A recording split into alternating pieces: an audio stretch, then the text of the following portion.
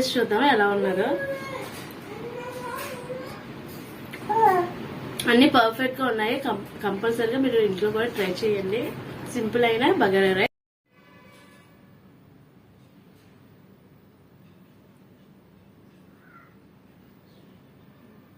Hi అండి, welcome to masseuse kitchen. ఈ రోజు మన కిచెన్ లో వచ్చేసి బగారా రైస్ సింపుల్ గా ఎలా చేసుకోవాలో నేను మీకు చెప్తాను.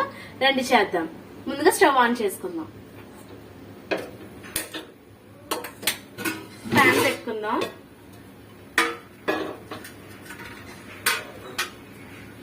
ప్యాన్ లోనే ఆయిల్ వేసుకుందాం. మనకి ఎంత కావాలో అంత ఆయిల్ ని వేసుకుందాం.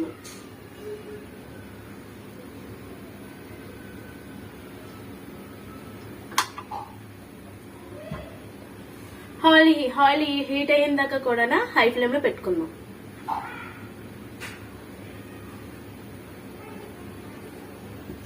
ఇప్పుడు బిర్యానీ సామాన్లు ఇందులో వేసుకుందాం.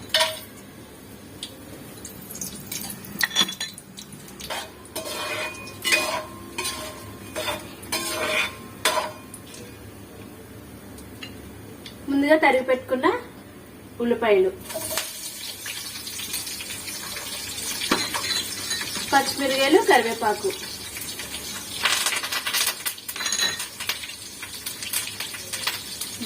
జీలకర్ర,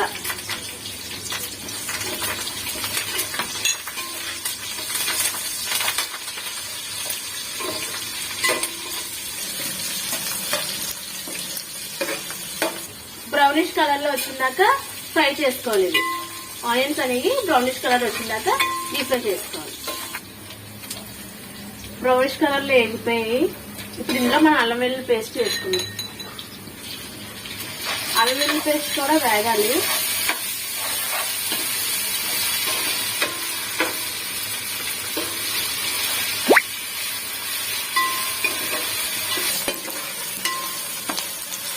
ఇప్పుడు కొంచెం కొత్తిమీర వేసుకుందాం. అలాగే పుదీనా కూడా కొంచెం వేస్తాం.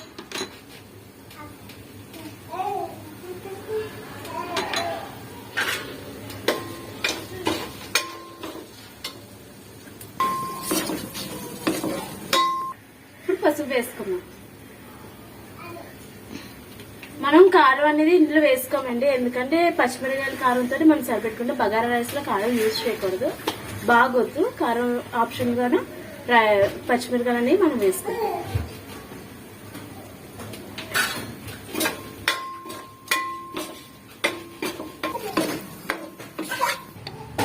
ముందుగా రైస్ ని నూనెలో కలుపుకోవాలండి, ఎందుకంటే పొడి పొడిగా రావాలి. మనకి బగారా రైస్ రావాలనుకుంటే రైస్ అనేది నూనెలో కలపాలి. నేను 2 గ్లాసెస్ ఆఫ్ రైస్ ని తీసుకున్నాను. 2 గ్లాసెస్ ఆఫ్ రైస్ ని ముందుగా నానబెట్టుకుని ఆయిల్ లో నానబెట్టుకున్న రైస్ ని మనం ఇందులో వేసుకున్నాం. 2 గ్లాసెస్ ఆఫ్ రైస్ కి 4 గ్లాసెస్ ఆఫ్ వాటర్ పడుతుందండి. అదే ఆఫ్టర్ ఈ రైస్ కాకుండా లేదనుకుంటే బగారా రైస్ అనేది ఈ రైస్ లో వాటర్ వేసుకున్నాం. నేను 2 గ్లాసెస్ ఆఫ్ రైస్ తీసుకున్నాను.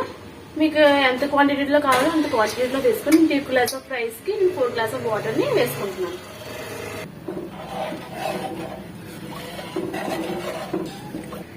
ఇందులో టేస్ట్ తగ్గ సాల్ట్ వేసుకుందాం.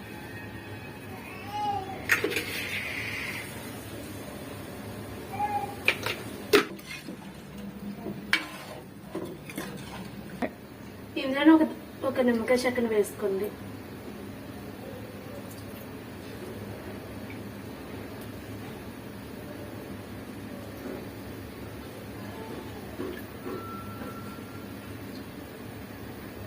బిర్యానీ మసాలాను కూడా వేసుకుందాం. మసాలా పౌడర్ని కూడా వేసుకుందాం. ఒకసారి బాగా కలుపుకుందాం.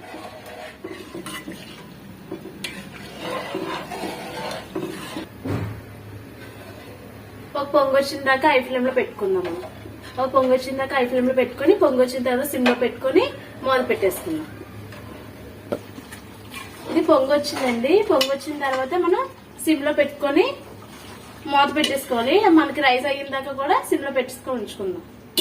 దీని మీద కొంచెం కొత్తిమీర, పుదీనా కూడా చల్లుకుందాం.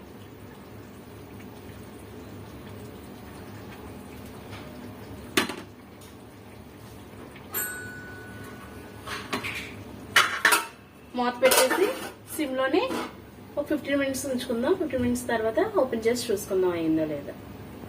ఒకసారి ఓపెన్ చేసుకొని కలుపుకొని చూద్దాము. ఇంకా పలుకుందండి. ఇంకా మనం సిమ్లో పెట్టి మూత పెట్టుకోవాలి. ఇంకా అవ్వాలి రైస్ అనేది.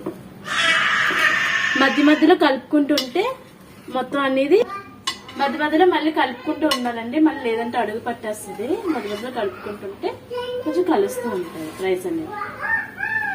ఈవెన్ గా కుక్ అవుతుంది.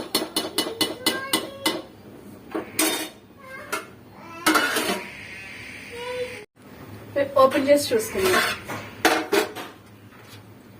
చూడండి రైస్ అనేది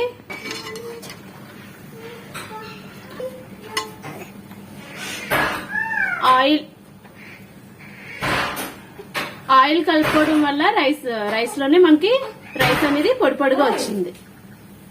ఇప్పుడు దీన్ని మనం సర్వింగ్ బౌల్ లోకి మనం తీసుకున్నాం. స్టవ్ ఆఫ్ చేసుకుందాం. వేడి వేడి బగారా రైస్ రెడీ అండి. ఇప్పుడు టేస్ట్ చేసి చూద్దాం ఎలా ఉన్నదో. అన్ని పర్ఫెక్ట్ గా ఉన్నాయి. కంపల్సరీగా మీరు ఇంట్లో కూడా ట్రై చేయండి. సింపుల్ అయిన బగారా రైస్.